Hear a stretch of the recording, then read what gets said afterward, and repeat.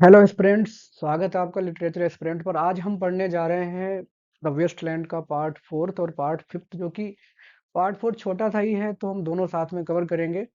इसमें सिर्फ एक स्टेंजा है और ये द वेस्टलैंड पोएम का सबसे छोटा पार्ट भी कहा जाता है क्योंकि it has only one stanza.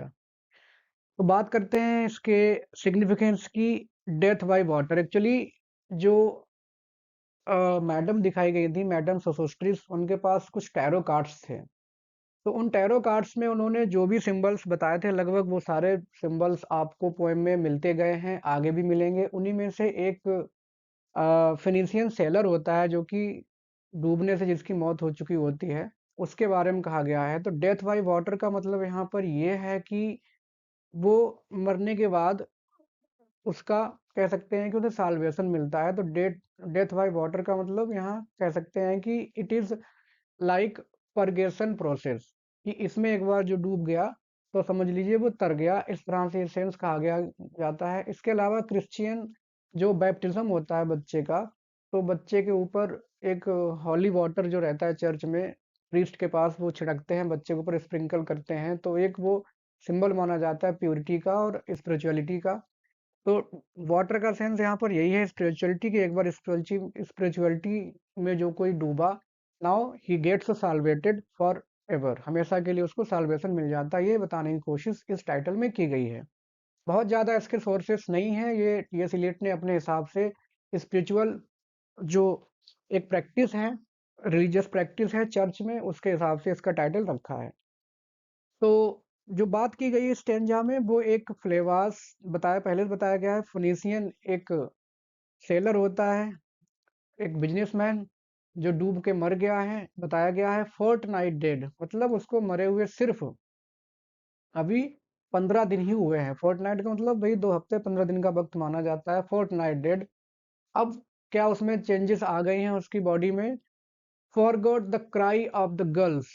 अब जो मुर्गावी होती है, जो समुद्री पक्षी होते हैं, उनके बारे में कहा गया है कि जब वो मर गया तो वो भूल गया है सारी चीजें। And the deep sea swell, और जो गहराई है समुद्र के पानी की, उसका जो उफान है वो भी भूल गया है।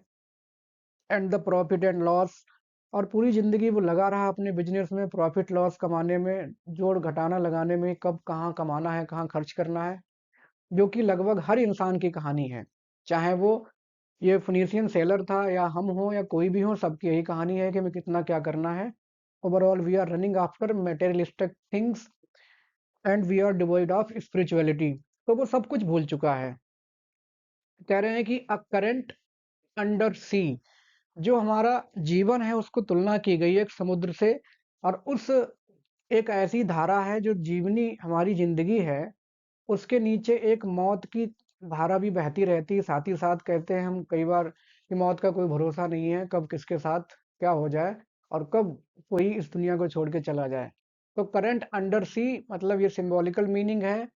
The death under the life, under the curtain of life, जिंदगी के पर्दे के अंदर जो मौत है, या कभी भी हमारा टाइम आ सकता है। ये वास्तव में बात सच भी है, लेकिन जब तक हम जीवित हैं, जब तक हम एक्टिव हैं, तमाम चीज़ों में लगे पड़े हैं, पीछे पड़े हैं, अपनी प्रोग्रेस के रास्ते को ढूंढ रहे हैं, तब तक हम भूले हुए हैं उस चीज़ को। ये सिंबॉलिकल मीनिंग है। Picked his bones in whispers, अब जब वो डूब गया फिनेंशियल सोलर सेलर, तो क्या हुआ है कि उसके साथ साथ उसकी जो हड्डियां हैं वो अलग हो गई हैं उसके फ्लैश से। उसकी जो डेड बॉडी है, हड्डियां एक एक करके सब अलग हो चुकी हैं। इन सब जो करंट है पानी की, जो कि सतह के नीचे बह रही है, उसने उसकी हड्डियों को शरीर से अलग कर दिया है। As he rose and fell, he passed the stages of his age and youth. और जब वो डूब रहा था, तब जब उसको गोते लग रहे थे, जैसे आदमी डूब एक बार में डूब नहीं जाता, कई बार उछलता और कई बार पानी में अंदर जाएगा, तो उस हिसाब से उसको अपनी सारी चीजें लाइफ में जो उसने किया है, अपनी उम्र, बचपन, जवानी, बुढ़ापा, सब याद आता गया। तो कुल मिला के यह है कि he was completely materialistic person, और उसको याद करने के लिए उसके पास कुछ भी नहीं था। मतलब इन सब चीजों में उसने याद तो किया, लेकिन उसने ईश्वर का नाम एक बार भी उसको याद नहीं आया, क्योंकि वह पूरी तरह से जो वेस्टलैंड का निवासी है, तो वो स्पिरिचुअलिटी से पूरी तरह से दूर था। इन सब चीजों में डूबते वक्त भी उसको एक बार भी ईश्वर की याद नहीं आई, ये बताने की कोशिश की गई है। एंटरिंग द वर्लपूल, और अंत में जो मौत का भंवर है उसमें वो चला गया और डूब करके वो मर गया। सब कुछ भूल गया, सारी चीजें भूल गया, अपना बस जो भी कोई अचीवमेंट था उसकी लाइफ में वो सिर्फ था पैसा कमाना, खर्च करना, उसको वही सब चीजें याद आती रही और भी उसे कुछ याद नहीं रहा। ये बताने की कोशिश की है। आगे वो एक वार्निंग है, ये जो लाइन है इनमें एक वार्निंग है सबके लिए, जेंटिल और ज्यू। इसका मतलब क्या है कि क्रिश्चियन और नॉन क्रिश्चियन। जैसे कि इलियट ने कहा था कि 1927 के बाद वो एक धार्मिक कवि कहे जाएंगे, और उसी सेंस में उन्होंने इस पोएम को भी कंपोज किया था। हालांकि इसमें धार्मिक चीजें सिर्फ फिफ्थ सेक्शन में ही अच्छे से देखने को मिलती हैं, वरना तो पूरी पोएम एक हॉलीवुड मूवी जैसी है कि पता नहीं कब कहाँ पे बोल्ड सीन आ जाए, ऐसा बता कहा गया है इसमें। तो वो एक वार्निंग है, कह रहे हैं जेंटिल और ज्यू, या कह सकते हैं कि ऑल, सबके बारे में, जो भी हम लोग हैं सबके बारे में कहा गया है। You, O you who turn the wheel. अब व्हील का मतलब यहाँ पे जहाज, एंड लुक टू विंडवर्ड, कि जो हम लोग अपने जो जीवन रूपी समुद्र है जिसमें हम अपना जहाज उतार रहे हैं और हवा का बहाव देख रहे हैं कि किस तरफ हमको जाना है, या जो हालात हम अपनी जिंदगी में देख रहे हैं कि कैसे हमें तरक्की के रास्ते पर जाना है, कैसे ज्यादा से ज्यादा पैसा इकट्ठा करना है, ज्यादा से ज्यादा संपत्ति, ज्यादा से ज्यादा पावर इकट्ठी करनी है, हम उसके पीछे हैं। सबके लिए कहा गया है।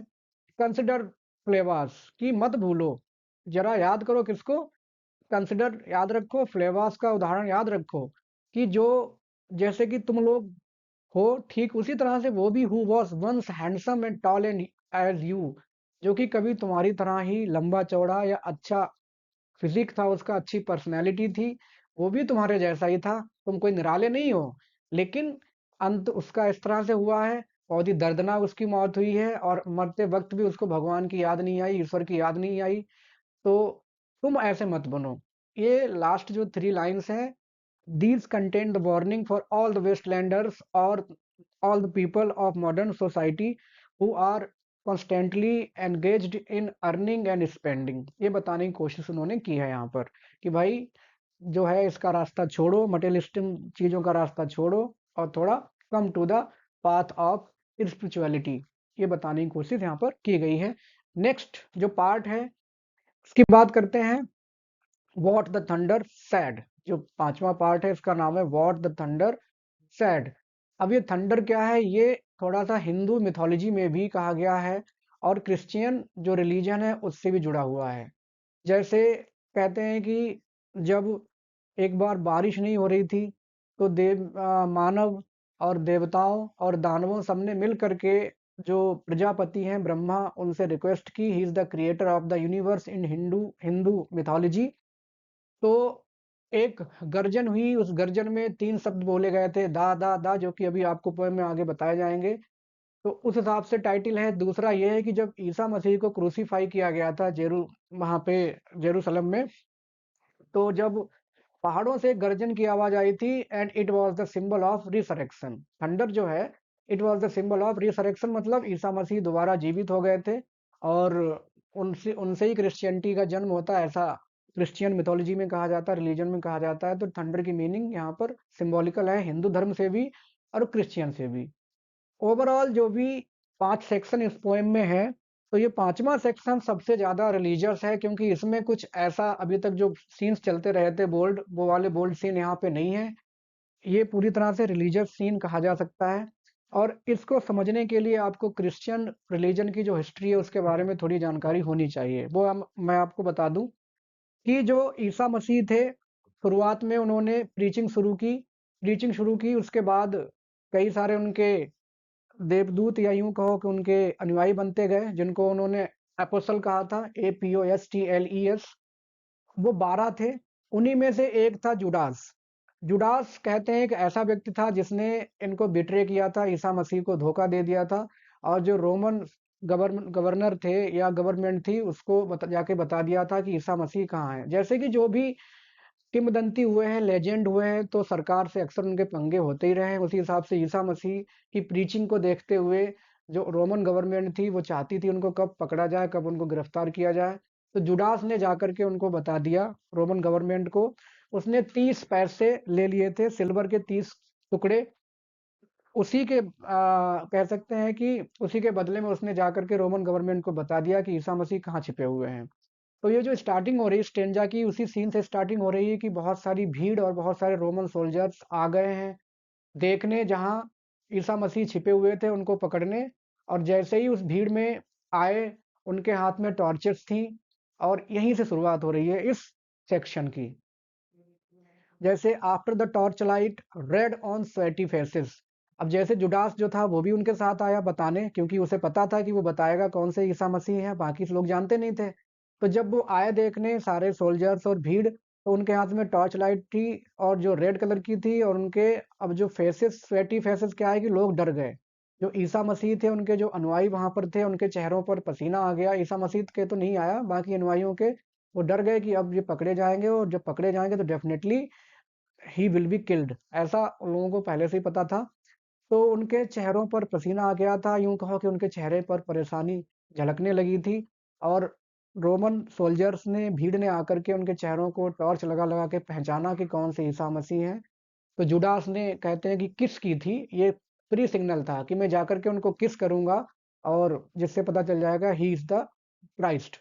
और उनको ले जाया गया, अरेस्ट कर लिए गए। After the frosty silence in the gardens, और वो पकड़ के अरेस्ट कर लिए गए। तो जिस गार्डन में वो बैठे हुए थे ईसा मसीह अपने अनुयायियों के साथ, तो वहां पर पूरा गार्डन जो था वो कोहरे से, फ्रॉस्ट से कवर हो गया। और वो सब पूरी तरह से साइलेंट हो गए, क्योंकि उनके पास कहने के लिए कुछ नहीं था। वो सब चिंतित हो गए ईसा मसीह की लाइफ को लेकर के, सब बहुत ज़्यादा बेचारे परेशान हो गए।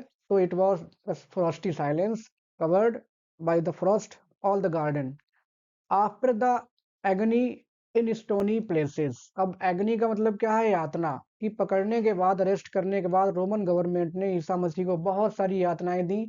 स्टोनी प्लेसेस क्यों बोला गया है? कि जहां पकड़ के वो ले जाए गए जिस शहर में, वो ईसा मसीह के लिए स्टोनी थे, क्योंकि उनके लिए वहां पर कोई भी कंपैशन नहीं था, कोई भी सिंपैथी नहीं थी। It was like devoid of any kind of compassion and sympathy. तो उनको स्टोनी प्लेसेस बोला गया है, जहां उनको पकड़ के ले जाया गया बहुत सारी यातनाएं देने के लिए। The shouting and the crying. Shouting का मतलब क्या है? एक रोमन गवर्नर ऐसा भी था जिसने ईसा मसीह को निर्दोष बताते हुए उनके रिलीज की पैरवी की, कि इनको छोड़ दिया जाए क्योंकि ही इज इनोसेंट। लेकिन ऐसा नहीं हुआ। अब जब जब वो पैरवी की गई, जैसे ही कहा, तो जो भीड़ थी वो भीड़ चाहती थी, क्योंकि वो लोग अनजान थे, वो नहीं जानते थे, उनके महत्व को नहीं जानते थे, उनके प्रिंसिपल्स की इंपॉर्टेंस नहीं जानते थे। तो वो सब चिल्लाने लगे एकदम बहुत तेज कि नहीं नहीं नहीं नहीं, ऐसा नहीं होगा, ऐसा नहीं होगा। He should be crucified, he should be hanged, he should be killed, जो भी कहा गया हो। और इस तरह से उनको सूली पे चढ़ा दिया गया। और जब उनको सूली पे चढ़ा दिया जाता है, तो क्राइंग मतलब उनके जो अनुयायी हैं वो रोने लगे बहुत ज्यादा, उनको बहुत दुख हुआ। प्रिजन एंड पैलेस एंड रेवरबरेशन, इसके अलावा जो जेल, जिस जेल में वो रखे गए, महल, वहां पर ये सब आवाजें जो थी चिल्लाने की और रोने की, वो गूंज उठी। क्योंकि पूरा माहौल जो था, कुछ सपोर्टर थे, सपोर्टर तो कम ही थे, उनके अगेंस्ट में ज्यादा लोग थे ईसा मसीह के। तो उनकी आवाजों से, उनकी सपोर्ट की चीखों से या रोने की चीखों से पूरा माहौल जो था वो गुंजायमान हो चुका था। ऑफ, ये सब हो गया, क्रूसीफाइड, ही वॉज क्रूसीफाइड। उसके बाद क्या होता है? Of thunder of spring over distant mountains. अब ये जो लाइन है इसकी दो मीनिंग है। पहली मीनिंग ये है कि जब वो क्रूसीफाई किए गए जीसस क्राइस्ट, तो एक दूर पहाड़ों से, जहां वो क्रूसीफाई किए गए, जिस शहर में वो शहर पहाड़ी पर था, तो वहां एक थंडर आया, बहुत तेज आवाज सुनाई दी, गर्जन। और ये स्प्रिंग की थी, मतलब यूं कह सकते हैं कि वो he was resurrected after 3 days. ऐसा माना जाता है कि 3 दिन बाद वो पुनर्जीवित हुए थे। तो कह सकते हैं कि एक नए युग या नई वसंत ऋतु जैसा था, या एक कह सकते हैं कि स्पिरिचुअलिटी की एक वसंत ऋतु जैसी थी। It was new beginning, it was new sprouting of the leaves of spirituality in the atmosphere over distant mountain. दूसरी मीनिंग ये है कि थंडर ऑफ स्प्रिंग का मतलब कि वो किस तरह से उनकी जिंदगी खत्म कर दी गई, और ये बिल्कुल नहीं सोचा उन लोगों ने, they did not know his true value. कि बसंत ऋतु या उनके जो रिलीजियस प्रिंसिपल्स थे उनकी वैल्यू क्या थी, उसके बारे में उन लोगों को जानकारी नहीं थी। डिस्टेंट माउंटेन्स मतलब उन्हीं दूर की पहाड़ियों से। अब आगे वो कहते हैं कि he who was living is not dead. अब ये ही किसके लिए आया है? जीसस क्राइस्ट के लिए, जो कभी जीवित थे अब इज नाउ डेड, अब वो पूरी तरह मर चुके हैं मॉडर्न सोसाइटी में। मतलब यह है कि लोग पूरी तरह से धार्मिक सिद्धांतों को भुला चुके हैं, वो पूरी तरह से भौतिकवादी बन चुके हैं। They are running after materialistic things madly. और इस वजह से जीसस क्राइस्ट जो कि उस समय जब क्रूसीफाई किए गए थे, ट्रू सेंस में तब नहीं मरे थे, अब मर गए हैं, इज नाउ डेड, क्योंकि अब लोगों ने उनको पूरी तरह से भुला दिया मॉडर्न वर्ल्ड में, इन द वेस्ट लैंड में। एंड वी मतलब ये पूरी ह्यूमैनिटी के लिए कहा गया है, सबके लिए। और जो हम who were living are now dying, और जो हम लोग अभी तक जी रहे थे, क्योंकि हम अभी तक स्पिरिचुअल थे, हम उनके सिद्धांतों में भरोसा करते थे, अब हम मर रहे हैं विद अ लिटिल पेशेंस। अब हम पूरे दिन, मतलब रोज एक पेशेंस के साथ हर दिन एक मौत मर रहे हैं, क्योंकि अब हम स्पिरिचुअलिटी से दूर भाग गए हैं, अब हम उन सब चीज़ों को भुला चुके हैं, उनके सिद्धांतों को। इसलिए हमारी मौत जो है वो सिंबॉलिकल मौत है, जो हम रोज मर रहे हैं। आगे बताते हैं कि अब ये जो स्टेंजा है, ये इसके पीछे फिर से एक स्टोरी है जो आपको जानने लेनी चाहिए, तभी आप अच्छे समझ पाएंगे। एक्चुअली ये जो फिशर किंग का जो सिस्टम था, फिशर किंग लेजेंड स्टोरी थी एक, जिसमें कहते हैं कि फिशर किंग ने एक पाप किया था, उसके उसके सैनिकों ने, जिसकी वजह से उसका पूरा जो वेस्टलैंड था वो बैरन हो गया था। उसका मतलब देश था वो वेस्टलैंड में कन्वर्ट हो गया था, बैरन, बंजर बन चुका था। और उस बंजर जमीन को ठीक करने के लिए जरूरत थी होली ग्रेल की। अभी होली ग्रेल क्या है? ये एक ऐसी सुपर नेचुरल ऑब्जेक्ट था, जिसमें कहते हैं, या तो इसको कप माना गया है, ईसाई लोग मानते हैं, जिसमें ईसा मसीह जिस दिन वो पकड़े गए थे, अरेस्ट हुए थे, उस दिन उनका जो लास्ट सफर था, वो अपने अनुयायियों के साथ बैठ करके उसमें उस कप में कुछ पेय पदार्थ पी रहे थे।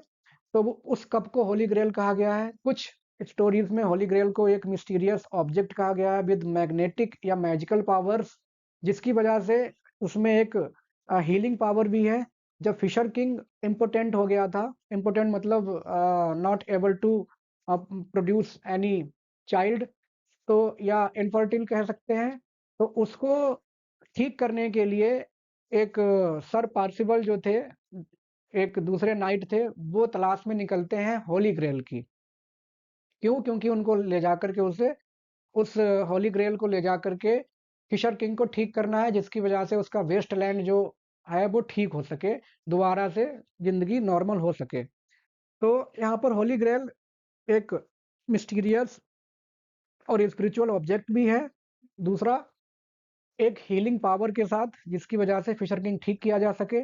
तो ये वहीं से स्टोरी शुरू होती है। ये पहुंचते हैं तलाश में सर पार्सिबल, या क्वेस्टर हम इनको बोलेंगे। क्वेस्टर मतलब तलाश करने वाला होली ग्रेल की, उसको कहा जाता है क्वेस्टर। जहाँ वो रास्ते में पहुँचते हैं तो एक ऐसी बंजर भूमि में पहुँचते हैं जहाँ वो कहते हैं here is no water but only rock. क्योंकि वो बंजर प्रदेश है जहाँ वो पहुँचते हैं, तो उनको वहाँ क्या दिख रहा है कि यहाँ पर कोई पानी नहीं है, सिर्फ चट्टानें हैं। तो पानी का मतलब ये स्पिरिचुअलिटी से भी है। जो सोसाइटी है जहाँ वो ढूंढ रहे हैं उस होली ग्रेल को, it is completely devoid of spirituality, या बंजर भूमि है। रॉक एंड नो वाटर, सिर्फ चट्टानें हैं, कोई भी पानी नहीं है। एंड द सैंडी रोड, और जो रास्ता है होली ग्रेल के लिए, जहाँ वो चैपल पेरिलस जाना चाहते हैं, जिस चैपल में होली ग्रेल मिलने की उम्मीद है, वहाँ का जो रास्ता है वो एकदम धूल से सना हुआ है, सैंडी रोड है।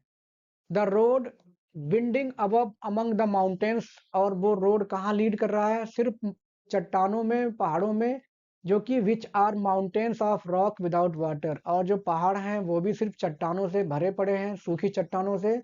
And there is also no water, there is also no sign of spirituality और natural world. If there were water we should stop and drink. अब होली ग्रेल की तलाश में सर पार्सिबल जो घूम रहे हैं, या क्वेस्टर, उनके साथ और लोग भी हैं जो भी, तो वो कह रहे हैं कि अगर ये जगह ऐसी होती जहाँ पानी होता तो हम यहाँ रुकते, कुछ आराम करते, क्योंकि हम थक चुके हैं इतना ज़्यादा उसकी तलाश में, और कुछ घूंट पानी पिया जाता।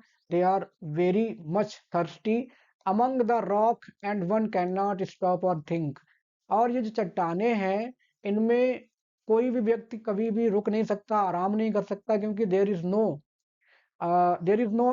एलिमेंट ऑफ लेजर और एलिमेंट ऑफ स्पिरिचुअलिटी। तो यहाँ पर हम कोई भी जिंदगी में सुकून नहीं मिल सकता। इसका दूसरा सिंबॉलिकल अर्थ हम ये कह सकते हैं कि अमंग्स द रॉक, मतलब बैरन जो बैरन लैंड है, या जो वेस्ट लैंड है, वहाँ के लोगों में कोई भी स्पिरिचुअलिटी नहीं है, तो definitely there is no peace in their life, उनकी ज़िंदगी में कोई किसी प्रकार का सुकून नहीं है। ये दूसरी मीनिंग है।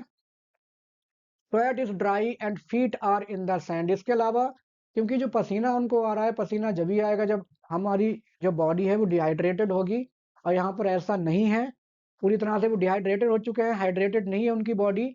तो पसीना भी कह सकते हैं सूखा है, उनके जो पैर हैं वो एक तरह से धूल से सने हैं, या तमाम सांसारिक जो मटेरियलिस्टिक चीज़ें हैं उनमें वो पूरी तरह से रमे हैं। And they are unable to find that spiritual holy ग्रेल।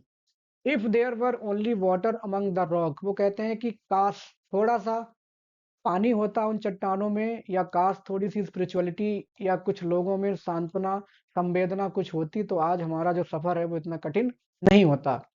आगे बोल रहे हैं कि dead mountain mouth of carious teeth that cannot spit. अब क्योंकि ये लोग बहुत दिन से भूखे प्यासे चल रहे हैं, सर पार्सिबल उनकी जो साथी, तो उनको बहुत सारे हैलुसिनेशंस आ रहे हैं, बहुत सारे, जैसे उनके पास जैसे एक कह सकते हैं कि भूतिया सपने आ रहे हैं, जिनको जो पहाड़ हैं उन पहाड़ों पर भी बहुत ही राक्षसी दांत दिखाई दे रहे हैं, कैरियस टीथ, बहुत ही डरावने दांत दिखाई दे रहे हैं, दैट कैन नॉट स्पिट। लेकिन आयरनी इस बात की है कि वो भी पूरी तरह से devoid of, can not spit मतलब उनके अंदर भी कोई हाइड्रेशन नहीं है, या उनके अंदर भी कोई स्पिरिचुअल वाटर नहीं है, जिसकी वजह से वो they are unable to spit. अब थूकने के लिए भी, या यूं कहो कि उसके लिए भी हमें नमी चाहिए होती है, या स्पिरिचुअलिटी चाहिए होती है, जो कि उनके पास नहीं है। They can not speak, they are just showing their teeth which are very dangerous. इस तरह से उनको दिखाई दे रहे हैं हेलुसिनेशंस, ऐसे उनको सपने आ रहे हैं। Here one can neither stand nor lie nor sit. और ऐसी जगह है वेस्टलैंड, ऐसी जगह है जहां वो ढूंढ रहे हैं होली ग्रेल को, बंजर भूमि में, जहां कोई भी आदमी ना खड़ा रह सकता है, ना आराम कर सकता है, ना ही बैठ सकता है। It is so much to your place, इतना ज्यादा विचित्र जगह है कि where no one can stand और लाई और sit for some minutes. There is not even silence in the mountains. और जो पहाड़ हैं वहां पर शांति भी नहीं है। कहने के लिए पहाड़ है, बंजर भूमि है, लेकिन शांति नहीं है। क्यों नहीं है? क्योंकि but dry sterile thunder without rain, क्योंकि वहां थंडरिंग की आवाज आ रही है पहाड़ों से, और वो भी ऐसी थंडरिंग है, सूखा है, ऊसर थंडर है। मतलब जब बारिश होती है उससे पहले बिजली कड़कती है, कई बार बारिश के दौरान भी बिजली कड़कती है, बारिश हो जाती है, लेकिन यहाँ पर ऐसा नहीं है। बस बारिश का जो थंडर होता है वैसा नहीं है। थंडर भी कैसा है? स्टेरल है, ऊसर है। कुल मिला के it is also there is no sign of spirituality in anything around that wasteland. There is not even solitude in the mountains. और वहाँ कोई भी एकांतवास भी नहीं है। जो उनको हेलुसिनेशंस आ रहे हैं, बहुत सारे सपने आ रहे हैं, सर पार्सिबल उनके साथियों को, तो कह रहे हैं कि पहाड़ों में भले ही यहाँ कोई ज्यादा कुछ नहीं, लेकिन फिर भी सॉलिट्यूड या एकांतवास नहीं है, सुकून नहीं है। क्योंकि but red sullen faces sneer and snarl. Sullen का मतलब होता है खिन्न, गुस्सा, उदास। फेसेस चेहरे उनको दिखाई दे रहे हैं जो कि स्नियर मजाक उड़ा रहे हैं उनकी। एंड स्नारल मतलब उनको उनका उपहास उड़ा रहे हैं, उनको खींच रहे हैं, उनके ऊपर गुस्सा रहे हैं कि तुम क्यों यहाँ भटक रहे हो। From doors of mud cracked houses, और जो घर हैं वो घर पूरी तरह से धूल से सने हुए हैं और उनमें दरारें पड़ चुकी हैं। और वहीं से ऐसा लग रहा है कि ये लोग जो हैं उनके चेहरे गुस्से में, एकदम से खींच में उनकी मजाक बना रहे हैं, उनका उपहास कर रहे हैं कि भाई तुम्हें यहाँ कुछ नहीं मिलेगा, गो अवे फ्रॉम हियर, जहां से आए हो वहीं लौट जाओ, क्योंकि यहाँ कुछ नहीं मिलने वाला। इफ देयर वर वाटर, कि यदि यहाँ पानी होता, या उन लोगों में स्पिरिचुअलिटी होती, एंड नो रॉक, और कोई मेटेरियलिज्म नहीं होता। इफ देयर वर रॉक, और यदि वहां पर सिर्फ मेटेरियलिज्म होता, एंड ऑल्सो वाटर, और थोड़ी स्पिरिचुअलिटी भी होती। ये बातें उनके मन में आ रही हैं सर पार्सिबल के, कि सिर्फ स्पिरिचुअलिटी होती या फिर मटेरियलिज्म होता, या दोनों साथ साथ ये चीजें होती, एंड वाटर एंड स्प्रिंग, और स्पिरिचुअलिटी के साथ साथ लोगों में उम्मीद भी होती आगे जिंदगी में उस चीजों उसको कैरी ऑन रखने की। ऐसा भी कुछ नहीं है। पूल अमंग द रॉक, और उन चट्टानों के बीच में थोड़ा और ज्यादा लोग होते जिनके अंदर स्पिरिचुअल पावर होती, ऐसा भी कुछ नहीं है। If there were the sound of water only, और काश यहाँ पर लोगों के अंदर थोड़ी सी सांत्वनाएं या थोड़े से शब्द स्पिरिचुअल वाले होते। वाटर जहां जहां इस्तेमाल हुआ उसका मतलब स्पिरिचुअल ही है, स्पिरिचुअलिटी ही है। नॉट द सिकाडा, एक्चुअली ये क्या है? इट्स काइंड ऑफ इंसेक्ट जो कि आवाज निकाल रहा है, क्योंकि चट्टानों के बीच में अगर पानी होता तो पानी बहने की आवाज़ आ रही होती, लेकिन आवाज़ किसकी आ रही है? कीड़े की, झींगुर जैसे, जो कि उन बैरन रॉक्स के बीच में आवाज़ निकाल रहा है। एंड ड्राई ग्रास सिंगिंग, और जो घास है वो भी सूखी है, और वो जब चलती है हवा, तो वो घास हिलती है, उसके पौधे घास के बड़े बड़े जो भी हैं, तो ऐसा लग रहा है कि उनपे जो गीत निकल रहा है वो भी सूखा है, क्योंकि उसमें भी कोई रस या म्यूजिक या स्पिरिचुअल एलिमेंट्स नहीं है। But sound of water over a rock, अब उनको चट्टान के ऊपर एक पानी, तो ऐसा लगता है कि कुछ पानी गिरने की आवाज आ रही है, क्योंकि they are so hallucinated, they are so tired, कि उनको हेलुसिनेशन हो रहा है। और उनको where the hermit thrush, it's kind of bird, एक सिंगिंग बर्ड होती जो गाती है, और वो पाइन ट्रीज में बैठ करके गीत गा रही है। और ये लोग इतने प्यासे हैं, इतने ज्यादा, कि उनके चिड़िया के गीत में भी उनको पानी के बूंदों के गिरने की आवाज सुनाई दे रही है। That is drip drop drip drop drop drop drop drop, ऐसा उनको चिड़िया के गीत से लग रहा है, क्योंकि they are so much hungry, they are so much thirsty, कि उनको लग रहा है कि कुछ पानी की बूंदें गिर रही हैं। तो उनको लग रहा है कि चिड़िया के गीत में भी पानी के बूंद गिरने की आवाज है, या यूं कहो कि चिड़िया के गीत में उनको अपना उपहास लग रहा है, उनकी प्यास का। ऐसा लग रहा है कि चिड़िया उपहास उड़ा रही हो, जबकि ऐसा नहीं है। But they are so hallucinated, but there is no water, लेकिन वास्तव में पानी नहीं है, बस पानी के गिरने की आवाज सुनाई दे रही है, वो भी चिड़िया के गीत से। हु इज थर्ड, अब ये स्टेंजा ये फिर से अलग है। जब ईसा मसीह को क्रूसीफाई किया गया था, तो कुछ दिनों बाद जब खबर मिली कि ही इज रिसरेक्टेड, कि वो दोबारा पुनर्जीवित हो गए हैं, तो उनके दो अनुयायी थे, उनको लगा कि चलो पता किया जाए क्या वास्तव में जीवित हो गए हैं। तो एक शहर था इनॉस, ENNAUS, इनॉस, कि वहां जाकर के देखेंगे हम कि क्या वास्तव में ईसा मसीह के पुनर्जीवित होने की बात सच है या झूठ। तो उनमें दो उनके शिष्य चलते हैं उस शहर की तरफ पता करने। उनमें एक शिष्य का भरोसा बहुत ज्यादा अडिग होता है, कि वो मानता है कि वो जीवित हो चुके हैं, लेकिन दूसरा थोड़ा सा डाउटफुल होता है। तो ये दोनों चल रहे होते हैं, ये वहां की बात यहाँ पर की गई है स्टेंजा में। हु इज द थर्ड, क्योंकि दो जा रहे होते हैं, तो उनको लगता है कोई तीसरा व्यक्ति भी उनके साथ साथ चल रहा है। Who is the third who walks always beside you, question पूछ रहा है एक दूसरे से कि भाई तीसरा कौन है तुम्हारे साथ चल रहा है, हम दो ही हैं।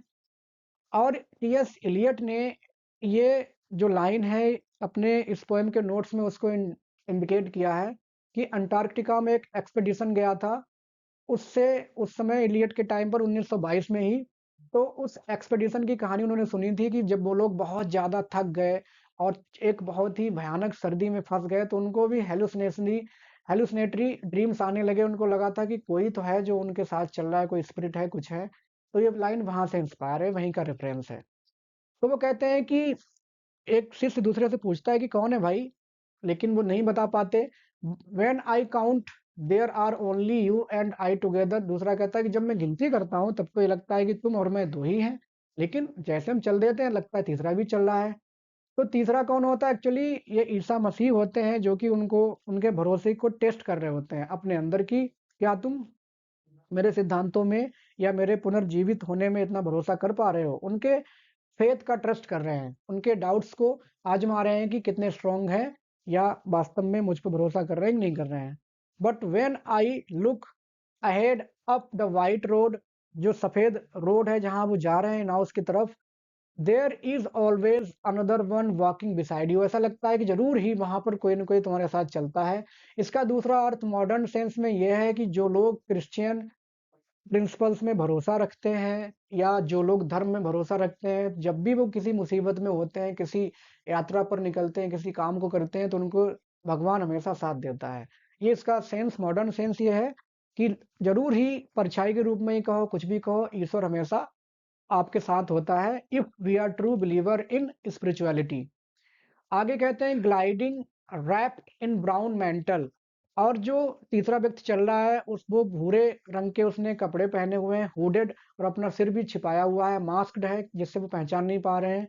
I do not know whether a man और वुमेन, मैं ये नहीं पहचान पा रहा हूँ कि इस व्यक्ति है कौन, वेदर इट इज मेल और फीमेल, पता नहीं कर पा रहे हैं, क्योंकि उनका भरोसा थोड़ा डगमगाया हुआ है। They are not truly believer of that resurrection theory, तो इस वजह से उनको अभी भी डाउट्स हैं, they are not still believing in the resurrection of Christ, इस वजह से उनको ये सारे सपने आ रहे हैं। But who is that on the other side of you, लेकिन कौन है भाई तुम्हारी साइड में? फिर से वही क्वेश्चन, डाउट्स उनके मन में हैं दोनों के डिसाइपल्स के। ये उस जर्नी की बात की गई है जो ईसा मसीह के रिसरेक्शन के वक्त की है। अब ये जो स्टेंजा है ये फर्स्ट वर्ल्ड वॉर और ओवरऑल जो रशियन रिवॉल्यूशन हुआ था उसके बारे में बताता है, क्योंकि पूरी पोयम ही फ्रैगमेंटरी है एक तरह से। और हम कहना चाहेंगे थैंक्स टू इज़रा पाउंड। ऐसा कहा जाता है कि ये जो ओरिजिनल पोयम थी वो उससे आधी हो गई थी जब इज़रा पाउंड ने उनको सजेशंस दिए थे कि इसको एडिट किया, बहुत सारे टेक्स्ट को रिमूव कर दिया था। अगर पूरी पोयम होती तो सोचो हम लोग कितनी मेहनत कर रहे होते इसको सीखने में।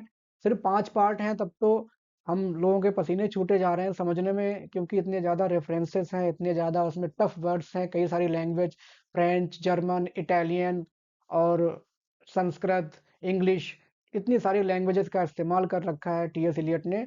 तो पूरी पोएम फ्रेगमेंटरी है, उसी हिसाब से हर स्टेंजा का मतलब अलग निकल रहा है।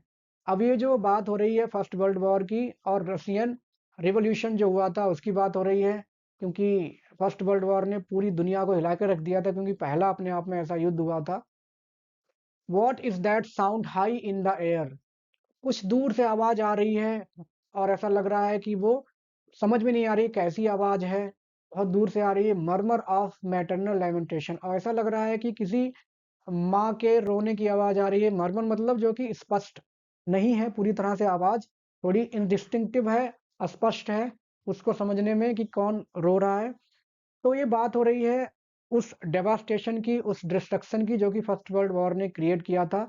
और जब लोग विस्थापित हो गए, बहुत सारे देश विस्थापित हो गए, लोग जाने लगे दूसरे देशों में, तो वहाँ की जो मातृभूमि है इसको चित्रित किया है एक महिला के रूप में टीएस इलियट ने। जब वो लोग चले गए तो एक मातृभूमि या मदरलैंड जो है फीमेल के रूप में वो रो रही है। She is crying at the loss of her children, या at the lot of her children, कि अपने बच्चों की किस्मत पे रो रही है कि फर्स्ट वर्ल्ड वॉर ने उनको कैसा लाकर छोड़ा है, किस स्थिति में लाकर छोड़ा है। Who are those who did hoarded swarming, अब ये बात हो रही है उस सेनाओं की फर्स्ट वर्ल्ड वॉर की जो कि पूरी दुनिया में जो देशों की सेनाएं थी, कई देशों के बीच युद्ध हुआ तो उन्होंने बहुत तबाही मचाई है, उनके बारे में कहा गया है। ओवर एंडलेस प्लेन्स, अलग अलग मैदानों में लड़ाइयाँ हो रही थी। स्टम्बलिंग इन क्रैक्ड अर्थ, जो कि दरारों वाली ज़मीन है उस पर वो कभी स्टम्बल हो रहे हैं, कभी गिर रहे हैं, क्योंकि सैनिक भी बहुत सारे मरे हैं। ऐसा तो नहीं कि वो लड़े और मरे नहीं थे, दे वर आल्सो किल्ड। तो उस तरह से उनके ऊपर रेफरेंस है कि बहुत सारी सेनाएँ जो कि बेचारी अपने आकाओं के आदेशों का पालन कर रही हैं। Ringed by the flat horizon only, और जब वो गिर जाते हैं या मर जाते हैं तो आसपास ऐसा लगता है कि बहुत दूर तक मैदान ही मैदान दिख रहे हैं। It was so devastating situation at the time of first world war. What is the city over the mountains, अब ये रेफरेंस है ईसा मसीह जहां क्रूसीफाई किए गए थे उस शहर के ऊपर, या सारे वो शहर जो कि एक स्पिरिचुअल सेंटर थे, जैसे ये नीचे जो लिखे हैं Jerusalem, Athens, Alexandria, Vienna, London, ये सारे कैपिटल्स थे। ये ईस्टर्न यूरोप की बात हो की गई है जहां पर उन्होंने समझाया है। फर्स्ट वर्ल्ड वॉर और रशियन रिवॉल्यूशन के टाइम पर एक जर्मन राइटर हुए हैं जिनका नाम था हरमन हेसे। उन्होंने एक बुक लिखी थी अ ग्लिम्स इनटू केओस, 1920 में लिखी गई थी, इस पोएम से जस्ट 2 साल पहले। तो उस बुक का रेफरेंस है कि उन्होंने लिखा था कि half of Europe, at least Eastern Europe, on the way to chaos. ऐसा लग रहा है कि सबने पी रखी है, ड्रिवन ड्रंकली, और पूरी तरह से स्पिरिचुअल फ्रेंजी या पागलपन में डूबे हुए लोग हैं। वो क्रांति की बात हो रही है या धार्मिक, तो कुछ नहीं कह सकते, बस क्रांति थी और वो लोग भटक गए थे। रशियन और फ्रेंच रिवॉल्यूशन कुछ ऐसी क्रांतियां थी जो कि बहुत ज़्यादा ब्लड शेड में रहा, और फर्स्ट वर्ल्ड वॉर में तो रहा ही रहा। तो ये वहाँ का रेफरेंस है हरमन हेसे की बुक के प्रति, अ ग्लिम्स इनटू केओस, 1920 में लिखी गई थी। और ये जो पतन है इन सारे शहरों का जो कि कभी सेंटर थे, सेंटर ऑफ स्पिरिचुअलिटी, तो कुल मिला के ये जो स्पिरिचुअल डिके है उसके बारे में बता रहे हैं टीएस इलियट कि किस तरह से एक करुण क्रंदन सुनाई दे रहा था हर तरफ। There was devastating situation all around the world. अब उसी फर्स्ट वर्ल्ड वॉर से प्रभावित होकर के एक उन्होंने और स्टैंजा लिखा है। एक महिला को चित्रित किया है जो कि जिसने सब कुछ खो दिया है अपनी ज़िंदगी में, वो एक तरह से she is behaving like a mad woman, पागल हो गई है, इस टाइप से उसको बताया है। A woman drew her long black hair out tight and fiddled whisper music on those strings. एक महिला ने अपने बाल जो हैं खोल रखे हैं और वो उनको बजा रही है जैसे कि कोई वायलिन के स्ट्रिंग्स होते हैं या जो भी उन इस तरह से बजाने की कोशिश कर रही है सितार की तरह। तो कुल मिला के उसका जो बिहेवियर है ये एक तरह से फ्रैंटिक बिहेवियर है और वो हो गया है due to devastating situation of first world war. ये जनरल लॉट ऑफ ह्यूमैनिटी की बात की गई है कि लोग, जैसे हरमन हेसे ने बताया था, कि लोग अपना मेंटल बैलेंस खो चुके हैं और they are like drunken people and running toward into the chaotic situation, कि पूरी तरह से वो एक ऐसी सिचुएशन में जा रहे हैं उनको पता ही नहीं वो कर क्या रहे हैं। तो उस सिचुएशन को बताने की कोशिश की गई है यहाँ पर। And bats with baby faces in the violet light whistled. अब जो चर्च हैं, क्योंकि लोग छोड़ चुके हैं चर्चों को, तो उनकी दीवारों पर बैट्स जो चमगादड़ हैं वो चिपके हुए हैं विद बेबी फेसेस, उनके जो चेहरे हैं वो छोटे छोटे बच्चों तरह लग रहे हैं। इन द वायलेट लाइट मतलब शाम की रोशनी में, जैसे वायलेट आर बोला था उस हिसाब से वायलेट लाइट बोला है। विसर्ड सीटी बजा रहे हैं, आवाजें निकाल रहे हैं। And beat their wings and crawled head downward down. अब वो अपने पंख फड़फड़ा रहे हैं और उल्टे सीधे चल रहे हैं। ए ब्लैक एंड वॉल, काले दीवारों पर, जो कि चर्च की दीवारें काली हो चुकी हैं, उनका रख रखाव रखना बंद कर दिया गया है। लोग चर्च से दूर हो चुके हैं। अब जो दूर हो चुके हैं तो चर्च परित्यक्त अबेंडल्ड जो बिल्डिंग्स होती हैं वैसे हो चुके हैं और उन पर चमगादड़ों का भरोसा, या कह सकते हैं कि चमगादड़ वहां रहने लगे हैं पूरे भरोसे के साथ, कोई उनको डिस्टर्ब नहीं करेगा क्योंकि लोग तो आते जाते नहीं है। एंड अपसाइड डाउन, और उनकी चमगादड़ों की जो चाल है वो उल्टी है, क्योंकि चमगादड़ वैसे भी उल्टे लटकते हैं। तो ये अपसाइड डाउन जो टर्म है ये बता रहा है सिस्टम को, कि एक टाइम ऐसा था कि लोग चर्च में आया करते थे और वहां आकर के अपना समय बिताते थे, भगवान का ध्यान करते थे, एक in the search of spirituality आते थे। लेकिन अब वो चीजें बदल गई हैं, चीजें अपसाइड डाउन उल्टी हो गई हैं। अब लोग चर्च आते तो हैं लेकिन सिर्फ कुछ लोग दिखावा करने आते हैं, just for the formality.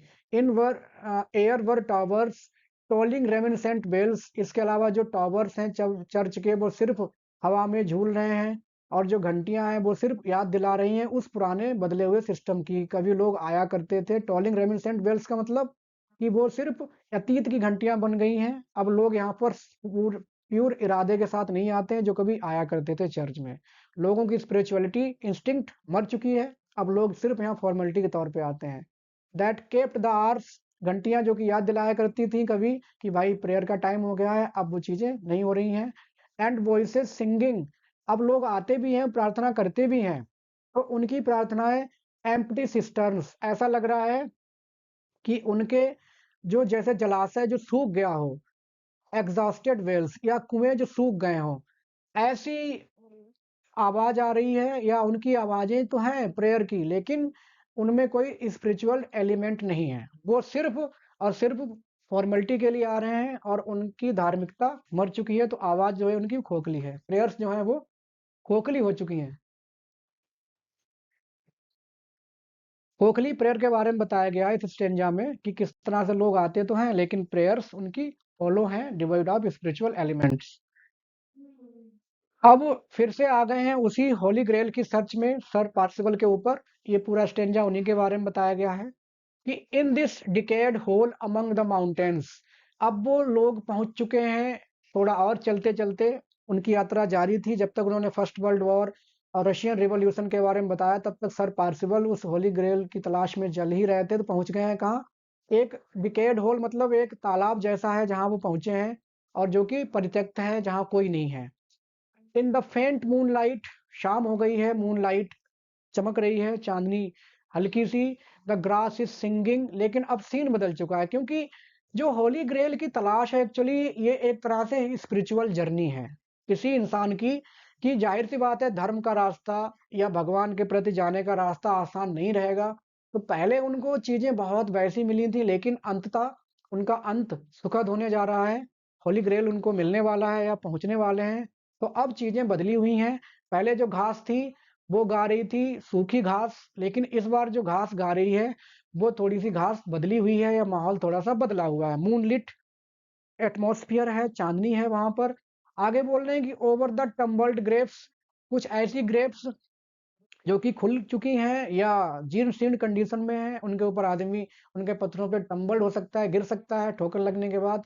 About the chapel, वही गिरजा घर या छोटा सा चेपल पेरिलस या ऐसी कोई स्पिरिचुअल प्लेस जहां वो पहुंचना चाह रहे हैं होली ग्रेल की तलाश में।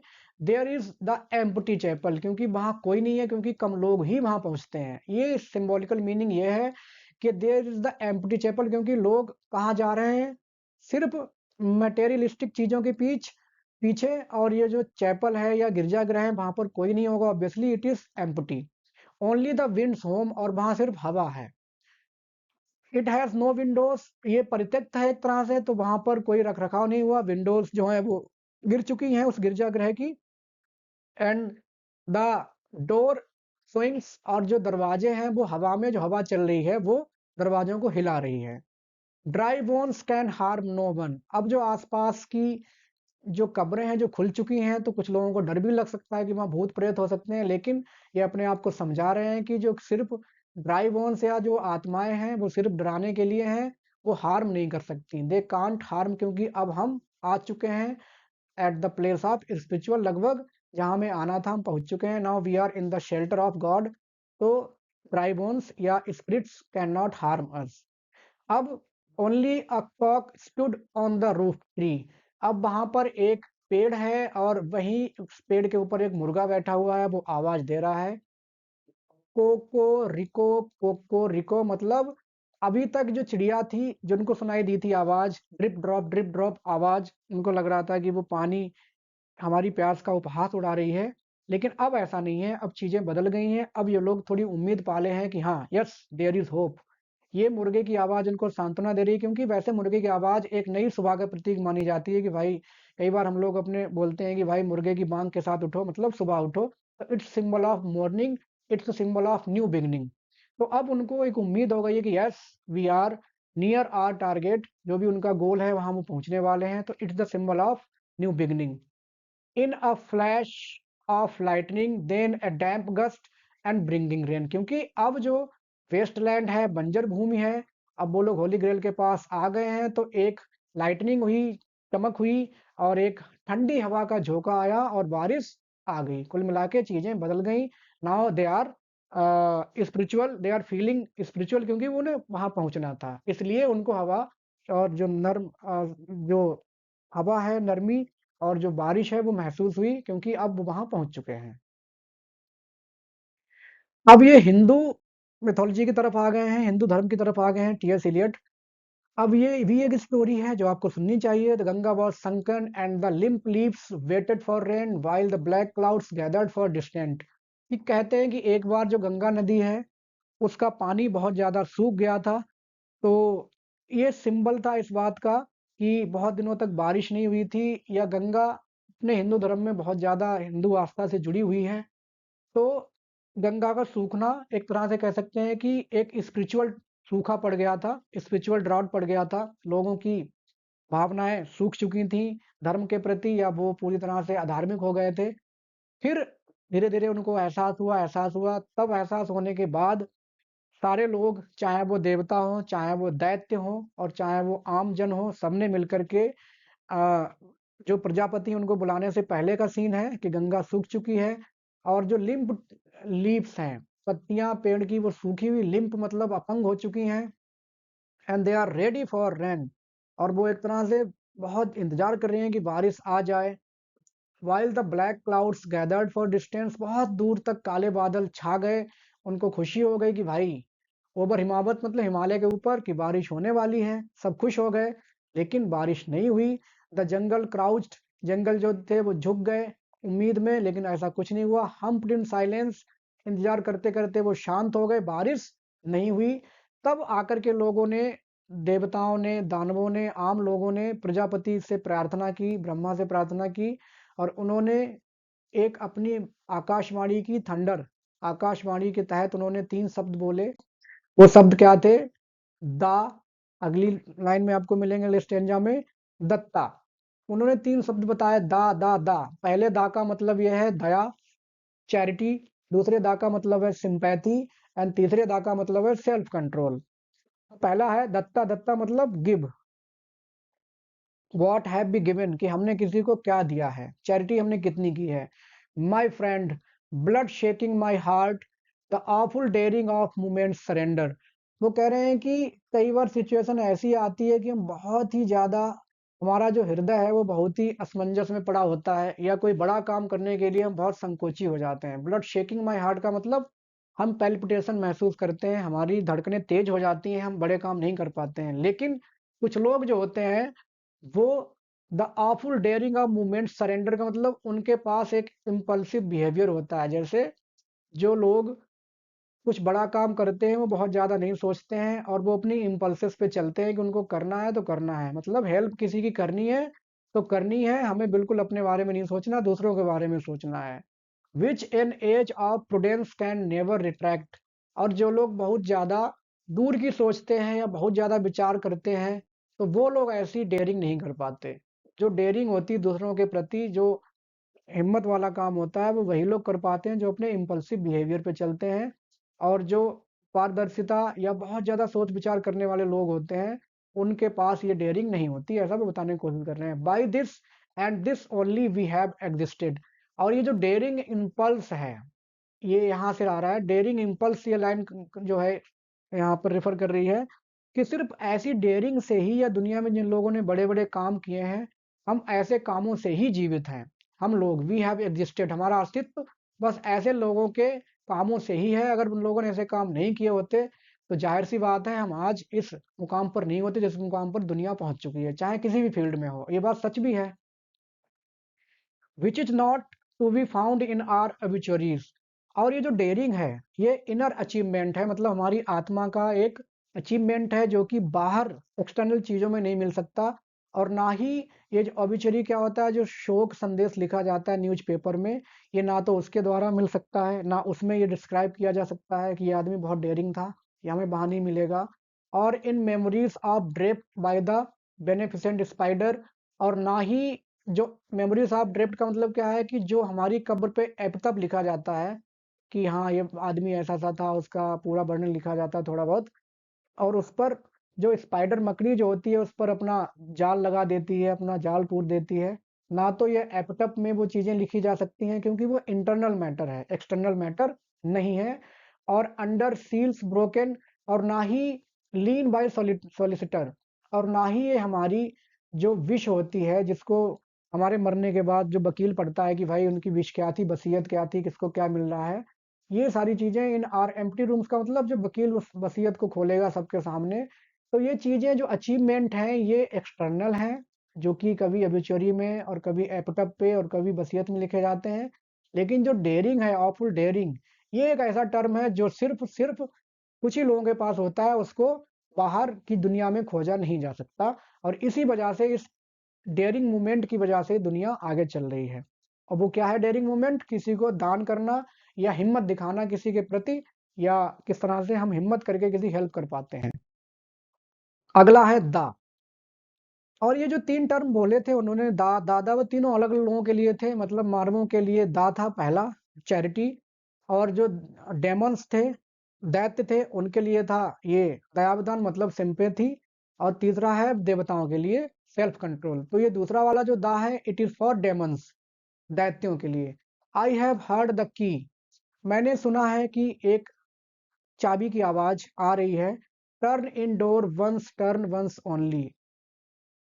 दूसरा जो टर्म है देवताओं वाला, सॉरी ये दानवों वाला, इसका मतलब मैं आपको बता चुका हूँ। इसका मतलब है सिंपैथी, दूसरों के प्रति सिंपैथी, या हम कितना दूसरों के साथ घुलते मिलते हैं।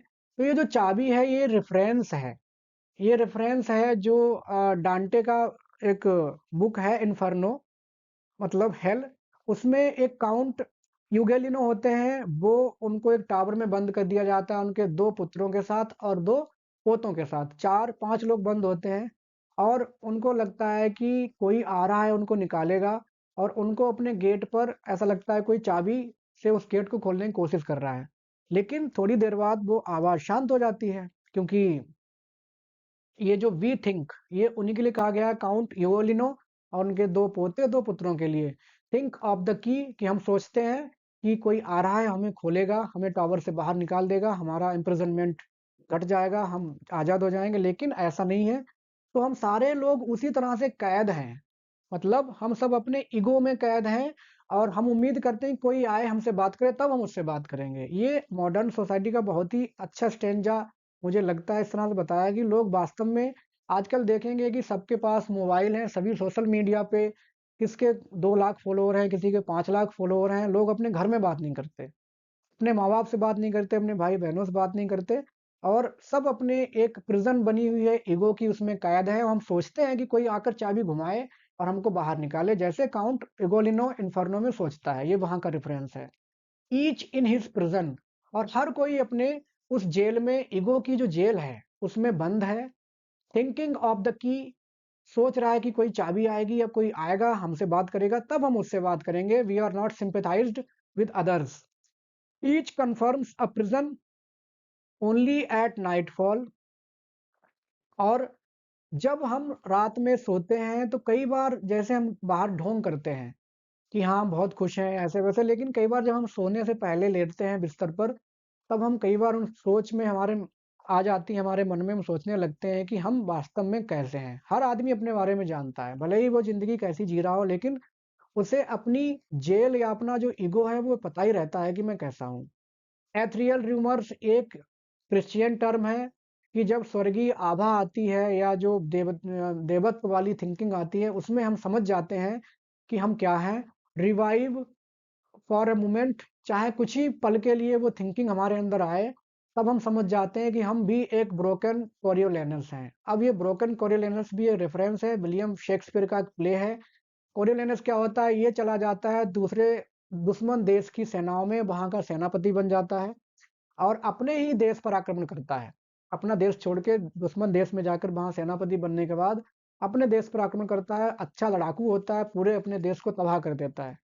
फिर इसकी माँ इसको बोलती है कि बेटा तुम ये क्या कर रहे हो? तुम तो हमारे ही बेटे हो, तुम हमारे देश लोगों को इतनी यातनाएँ दे रहे हो। फिर ये इसे याद आ जाता है, अरे ये मैं क्या कर रहा हूँ? तो ये एक तरह से अपने सेनापति की ड्यूटी के प्रति पूरी तरह से ईमानदार है। दूसरी तरफ ये अपने माँ के वचनों के प्रति ईमानदार है। तो he is divided between duties. अब उसको समझ नहीं आ रहा कि अपने सेनापति का फ़र्ज़ अदा करे या अपनी माँ के द्वारा बताया गया जो रास्ता है वो चुने। तो he is divided in duties. ठीक उसी तरह से हम लोग डिवाइडेड हैं इन ड्यूटीज़ या we are divided in thoughts कि whether we should take initiative to talk to someone else or we should wait for someone to come and to talk to us। ये हम किसी का इंतजार करें, कोई आकर हमसे बोले या हम जाकर के बात करें। तो we are also divided like Coriolanus. ये बहुत अच्छा स्टेंजा है। आगे देखते हैं।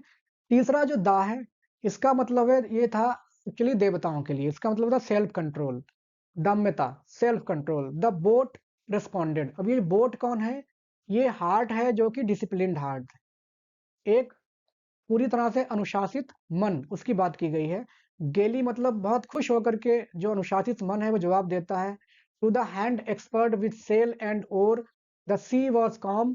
और जो अनुशासित मन है उसकी जो जीवन रूपी नौका है वो जीवन रूपी समुद्र में बहुत अच्छे से चलती रहती है। Your heart would have responded gaily, बहुत खुश होके, when invited beating obedient to controlling hands.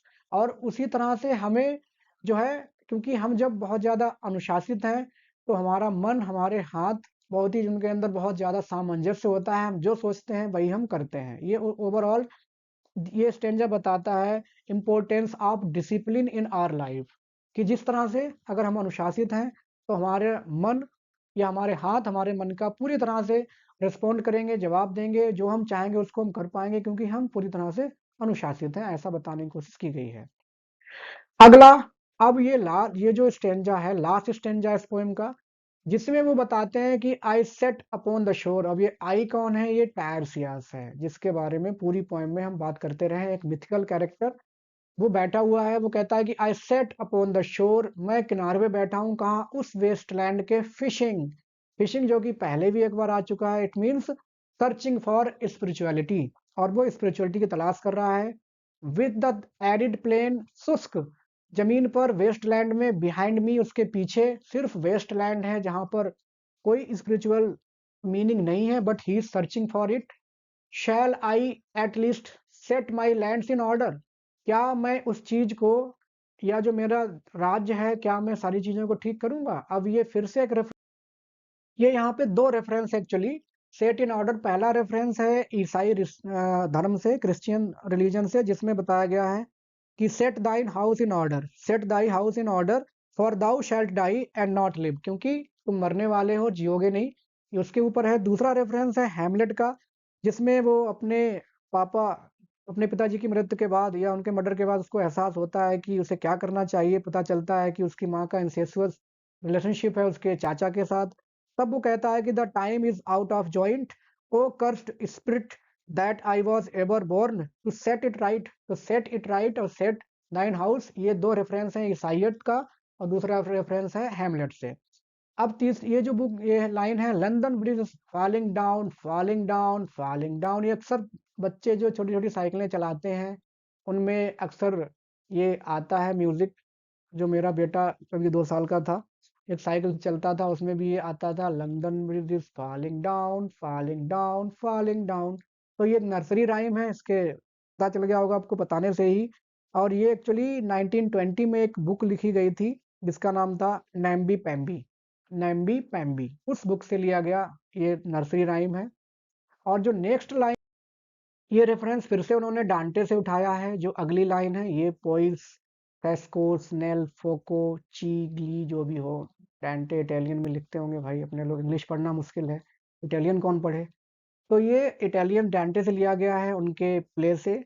Play actually book है, इपिक है, इन्फर्नो डिवाइन कॉमेडी जो भी।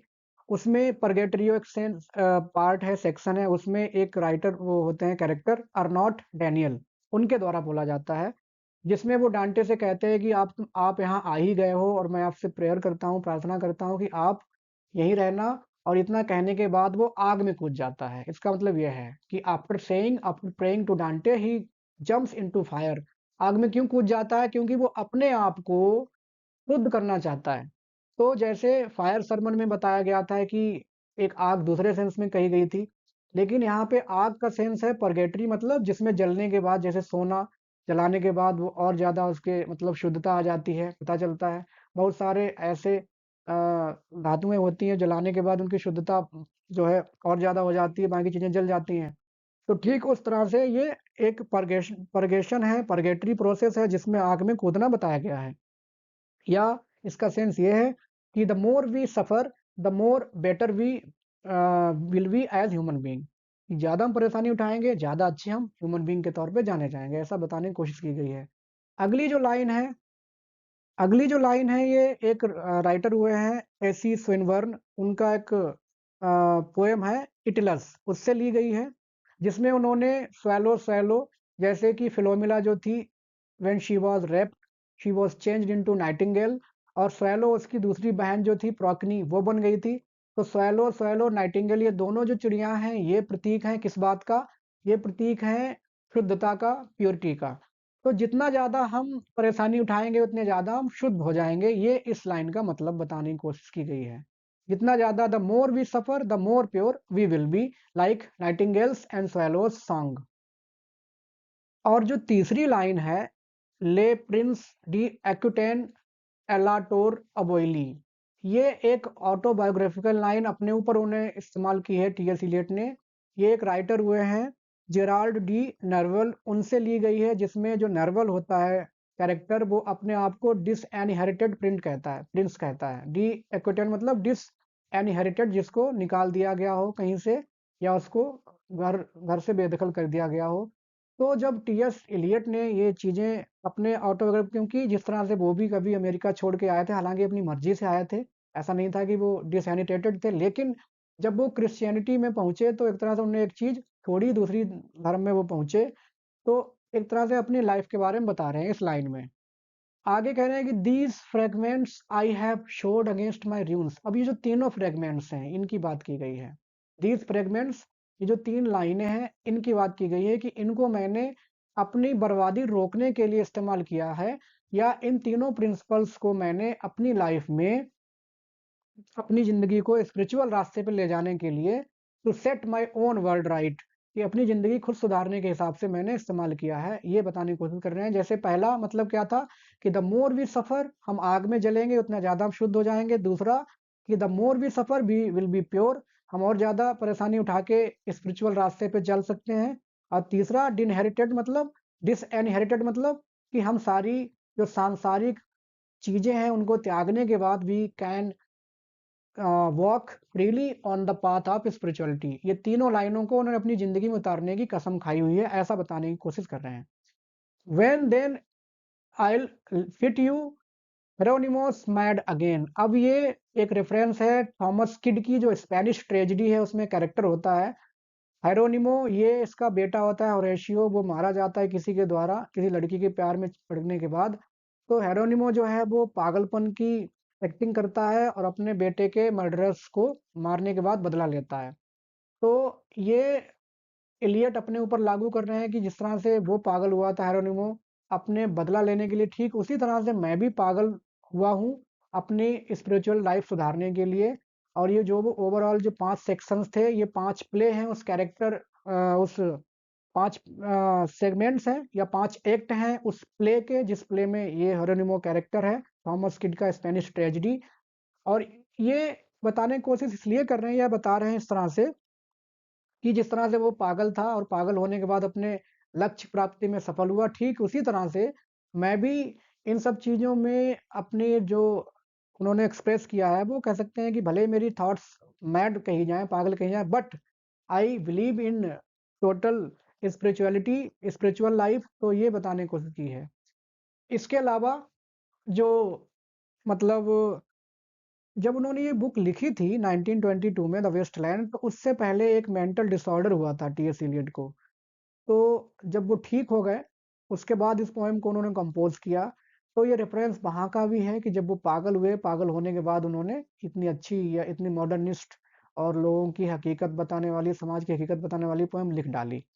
लास्ट में फिर से 3 बातों में जोर दे रहे हैं, दत्ता मतलब चैरिटी, दयावधन मतलब सिम्पैथी एंड दम्यता मतलब सेल्फ कंट्रोल, शांति, शांति, शांति। ये संस्कृत टर्म है और ये उम्मीद करते हैं कि जिस तरह से मतलब there will be peace everywhere, हर तरफ शांति का माहौल होगा, ऐसा वो उम्मीद कर रहे हैं लास्ट में। At the end of the wasteland he hopes for the complete peace in everyone's life.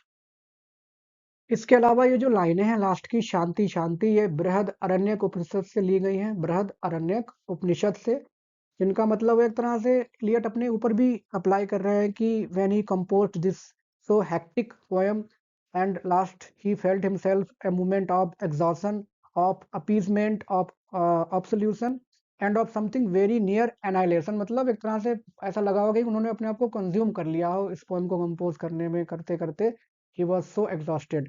अंत में वो अपने लिए भी उम्मीद कर रहे हैं कि there will be peace and which itself in indescribable.